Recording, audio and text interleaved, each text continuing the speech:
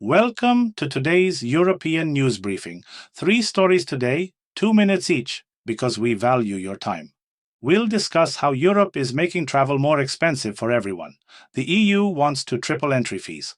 Then we'll examine Germany's controversial deportation flights to Afghanistan and the debates surrounding them. And we'll wrap up with the explosion crisis hitting Sweden. What's happening to safety in Scandinavia? Let's dive into all of this now. Please hit that like button and subscribe if you haven't already. It's crucial for growing this daily European news channel and even more important for you, so you won't miss tomorrow's critical updates. Even if today's topics don't seem immediately relevant, tomorrow could bring news that completely changes your travel plans or life decisions. Don't miss out. Now let's turn to European travel costs and new entry rules. The European Commission has proposed increasing the fee for travel authorization to EU countries from 7 to 20 euros. We're talking about the ETIAS system, an electronic permit that will soon become mandatory for all visa-free travelers, including Americans, Britons, Canadians, and many others. The system is expected to launch in late 2026, after the rollout of another electronic entry-exit tracking system. Originally, they planned to charge €7 for 3 years of authorization validity, but now they want to raise it to €20. The European Commission explains this by inflation since 2018 and additional costs for new technical features. They say €20 roughly matches similar fees in the UK and US. The ETIAS system is being created to enhance security. It will screen each traveler in advance and determine if they could pose a threat. It's important to understand that even with authorization, the final entry decision rests with border guards on the spot. The system will apply to over 60 countries whose citizens currently enjoy visa-free travel to Europe, including the United States, United Kingdom, Canada, Australia, and many others. Ukrainian refugees officially registered in EU countries are exempt from this requirement. How fair is it to triple the entry fee to Europe right now? Europeans love talking about solidarity, especially when it comes to helping Ukraine, but when it comes to ordinary people's wallets, that solidarity seems to evaporate. €20 might seem trivial to a Western European, but for many Americans planning family trips or young travelers on tight budgets, this represents a significant additional cost. The paradox here is clear. Those who most need the freedom to travel through Europe often pay the most relative to their means. And the inflation justification sounds rather hollow. Since 2018, inflation has been around 30 to 40%, but they're raising fees by 300%. This isn't inflation compensation anymore. It's a straightforward desire to profit from travelers. It's particularly cynical given that the system hasn't even launched yet. First they created the problem, then decided to profit handsomely from it. Most interesting is how all this gets presented as security concern, when in reality it's just a new way to fill EU coffers at the expense of people who can't vote in European elections. The timing couldn't be worse either, as travel costs are already soaring post-pandemic, and now Europe adds another financial barrier just when people are trying to reconnect with the continent. Now let's turn to Germany's deportation issue. On July 18th, Germany deported 81 Afghan nationals convicted of various crimes.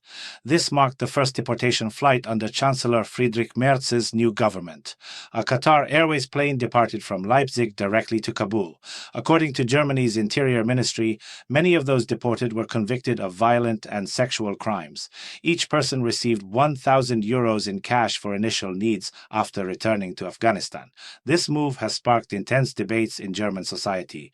Green Party representative Anton Hofreiter criticized the deportation, arguing that society would be safer if such individuals were kept in German prisons. The UN High Commissioner for Refugees also called for stopping forced returns of Afghans, since it's unclear what will happen to them under Taliban rule.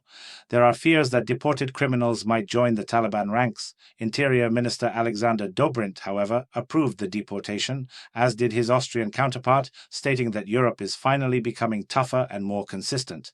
Deportation negotiations were conducted through Qatari mediation to avoid direct contact with the Taliban. Germany doesn't recognize the Taliban government but maintains what officials call technical coordination for such operations.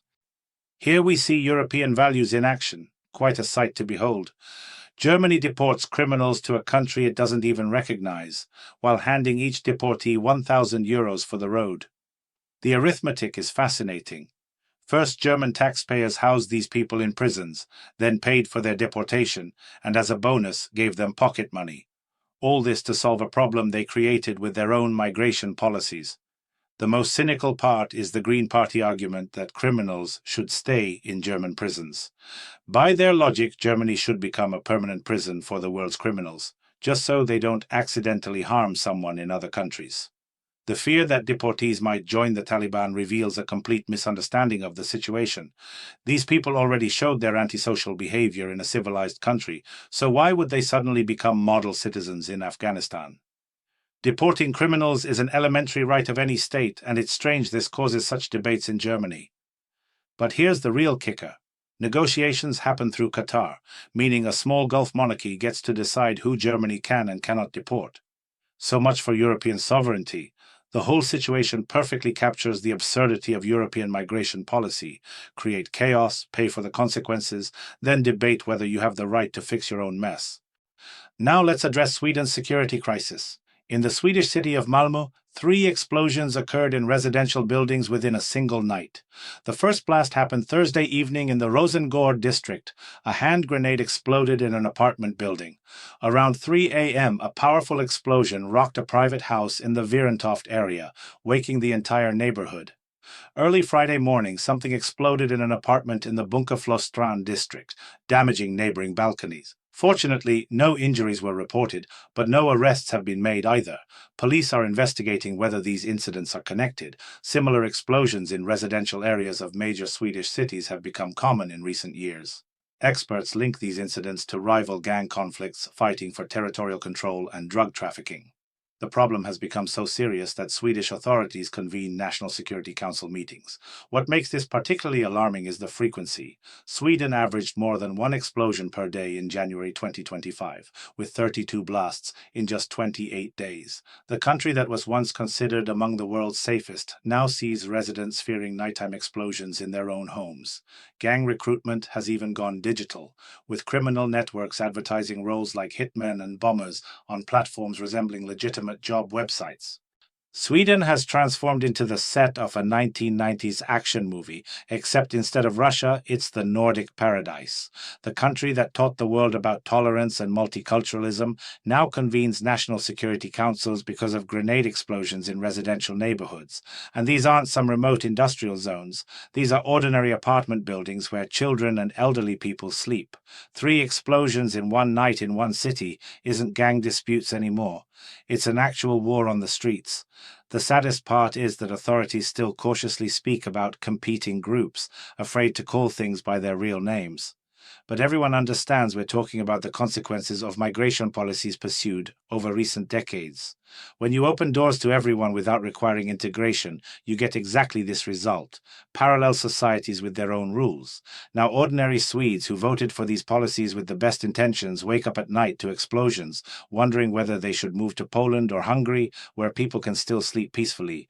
Sweden has become a living example of how good intentions can turn into a nightmare for your own citizens. The country went from being a model of safety to averaging more than 1 explosion per day, with criminals openly recruiting bombers online like they're hiring for legitimate jobs. Please hit that like button and subscribe if you haven't already. It's crucial for growing this daily European news channel, and even more important for you, so you won't miss tomorrow's critical updates. Even if today's events seem distant, tomorrow could bring news that directly affects your life. Stay informed about what's happening.